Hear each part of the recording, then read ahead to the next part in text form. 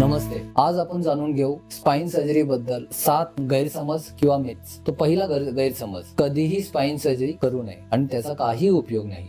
तुम्हाला सांगू इच्छितो की 90 ते 99% स्पाइनचा सक्सेस रेट आहे. स्पाइन मध्ये बरेचसे लास्ट 20 वर्षांमध्ये ऍडव्हान्सेस झालेले आहेत, जसे की नॅव्हिगेशन, जे इम्प्लांट्स वापरले जातात ते खूपच रिसर्च बेस्ड असतात. न्यूरो मॉनिटरिंग, हे नसेची मॉनिटरिंग होते सर्जरी दरम्यान, आणि एंडोस्कोपी, दुर्बिणीने करणारी शस्त्रक्रिया. या सर्व डेव्हलपमेंटमुळे स्पाइन सर्जरी अतिशय सेफ झाली आहे आणि सक्सेस रेट खूप हाय आहे. दुसरा गैरसमज आहे की मी यापुढे कधीच चालू शकणार नाही किंवा बेडवरच राहील किंवा व्हीलचेअर वरती बाउंडेड राहील. तर ह्यासाठी मी सांगू इच्छितो की बरेचसे पेशंट्स इन्स्टेड आपण जे बेड रिडन आहे किंवा पॅरालाइज झाल्यामुळे, काही नसेवरती दबाव असल्यामुळे, टीबी मुळे किंवा हड्डी नसेला दाबत आहे किंवा काही इजा झाल्यामुळे जे पॅरालाइज झाले, त्या पेशंट मध्ये आपण स्पाइन सर्जरी करून त्यांना आपण चालता करतो. तर बरेचसे पेशंट यातून इम्प्रूव्ह होतात आणि काही पेशंट्स ज्यामध्ये परमनंटली नस डॅमेज झालेली आहे तेच फक्त पेशंट इम्प्रूव्ह होत नाही, जे 1% किंवा कमी आहे. त्यानंतर एक गैरसमज आहे की मला परमनंट पॅरालिसिस होऊन जाईल आणि ह्यापुढे मी इम्प्रूव्हच होणार नाही. तर हा पण एक मोठा गैरसमज आहे की आपण हे पॅरालाइज झालेले पेशंट इन्स्टेड इम्प्रूव्ह करतो आणि जे ऑलरेडी पॅरालाइज झालेले आहेत किंवा ज्यांना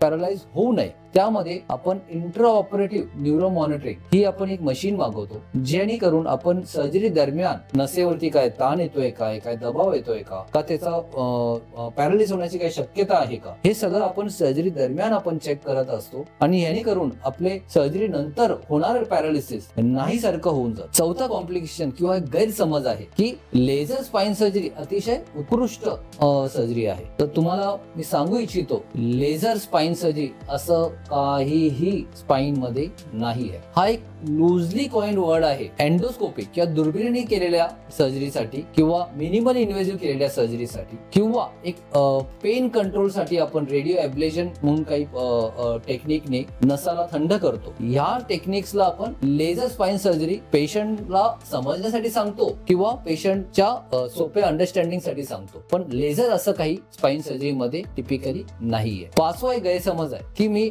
आयुष्यभर औषधच खावं लागेल मला, किंवा मी जॉब परत करू शकणार नाही, किंवा ऍक्टिव्ह स्पोर्ट्स तर मी विसरूनच जा. तर ह्यासाठी मी सांगू इच्छितो, मोस्ट ऑफ द सर्जरीज आपण करतो की ज्यांचे मेडिसिन सुटावे. काही कारणामुळे मनका ढिला असेल किंवा नसेवरती दबाव असेल तर पेशंटला बराच पेन होत असतो, तर हे पेन इम्प्रुव्हमेंट साठी आपण ही स्पाइन सर्जरी करतो. आणि बरेचसे पेशंट्सला नंतर आपले मेडिसिन्स आपण स्टॉप करतो किंवा काही पेशंट्सला आपण विटामिन आणि कॅल्शियमचे सप्लिमेंट्स देतो. अशी काही स्पेसिफिक पेन किलरची गरज नाही सारखी लागते. त्याबरोबर काही पेशंटला ट्यूमर असेल किंवा इन्फेक्शन असेल किंवा टीबी झालेला आहे, तर त्या पेशंट्सला आपण ते बरे होईपर्यंत आपण औषधं चालू करतो. ह्यातूनही सांगतो मी की बरेच patients 95 to 99% of the patients आपले काम परत रिझ्यूम करतात. त्याबरोबर तुम्हाला सांगू इच्छितो, आपल्या इंडियन क्रिकेट टीम मध्ये सुद्धा सध्या जे ऍक्टिव्ह आपले प्लेयर्स आहेत, जसे की हार्दिक पांड्या, बॉलर बुमराह, स्पोर्ट्समॅनचे स्पाइन सर्जरी झालेली आहे आणि तुम्ही बघता ते किती चांगले कॉन्ट्रीब्युट करत आहे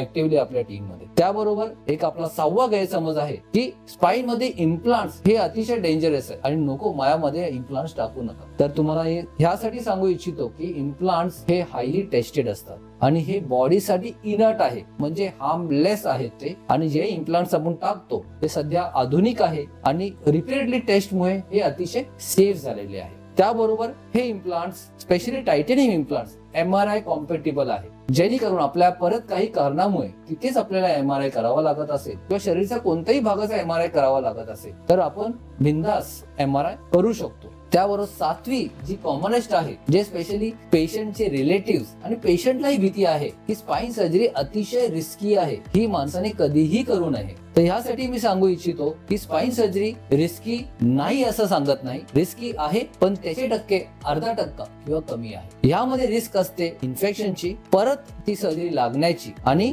ते जुळलं नाही, तो जी आपण सर्जरी केली ती जुळली नाही, तर ह्या सगळ्या रिस्क राहतातच. किंवा नसेल काही इंजरी झाली, ह्या सगळ्या रिस्क राहतात, पण ते अर्धा टक्का किंवा कमी. यामध्ये अतिशय ज्या कॉम्प्लिकेटेड आणि किचकट सर्जरी, जसं की कुबाड सरळ करणं, ज्याला आपण स्कोलिओसिस करेक्शन सर्जरी म्हणतो, ह्यामध्ये सुद्धा आपण आधुनिक टेक्निकने केल्यानंतरही आपली ही रिस्क अतिशय अर्धा टक्का किंवा त्यापेक्षाही कमी होऊन जाते. जी आधुनिक टेक्निक्स आहेत त्यामध्ये स्पाइनचं नॅव्हिगेशन आहे, ऍडव्हान्स ओआर्म इमेजिंग सिस्टम आहे, एंडोस्कोपी आहे, न्यूरो मॉनिटरिंग आहे आणि आधुनिक बोनचे कटिंग इन्स्ट्रुमेंट आहे, जेणेकरून फक्त बोन कट होतं आणि नसेला अजिबात इजा होत नाही, ज्याला आपण बोन स्काल्पल म्हणतो. हे सगळे आधुनिक गोष्टींमुळे स्पाइन सर्जरी अतिशय सेफ झालेली आहे. तर ज्यांना कुणी स्पाइन सर्जरी बद्दल काही भीती असेल तरी ते मला कॉन्टॅक्ट करू शकता. मी त्याचं रिस्क आणि तुमचा बेनिफिट किती होईल सर्जरी नंतर ते तुम्हाला मी गाईड करेन. Thank you very much.